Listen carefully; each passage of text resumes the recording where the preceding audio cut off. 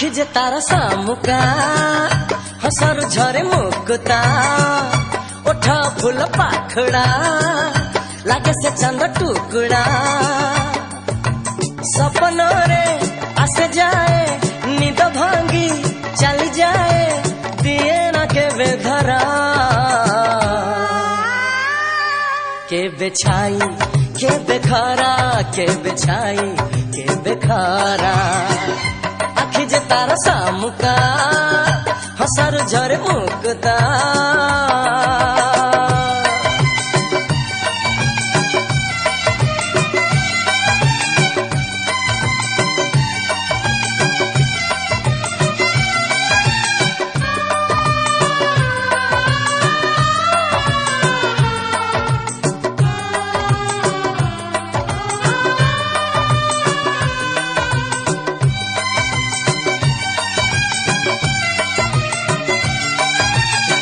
बयस भरी छी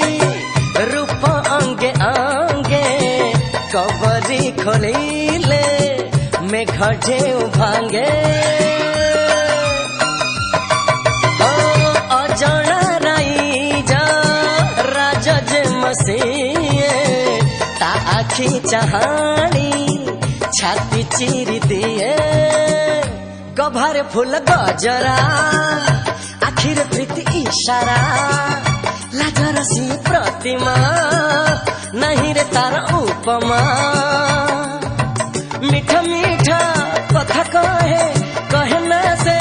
फल पाए एमिति सिए परा के बेछाई के बेखारा के बेछाई के बेखारा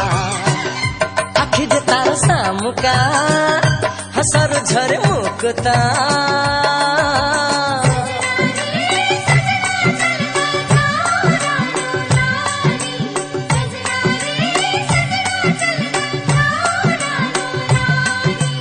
हे हे हे हे हे ला ला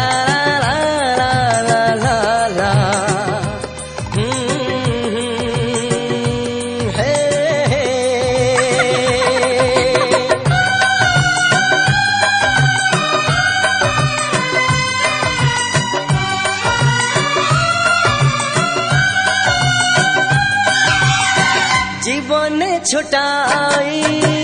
तीर तीर बन्या मन को लोभाए से रूसी कन्या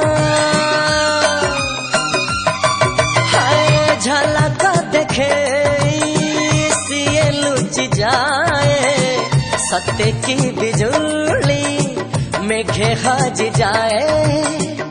से तो मोर आसरा मोपाई कोल किनारा ओढ़निया से उड़े पलक जाए उभे थिले दूरे मन झूरे देखी देले ताकु थारे धरा भी लागे सारा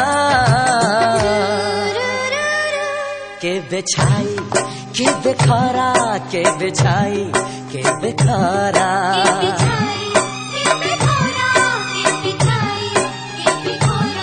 के बेछाई के बेखारा के बेछाई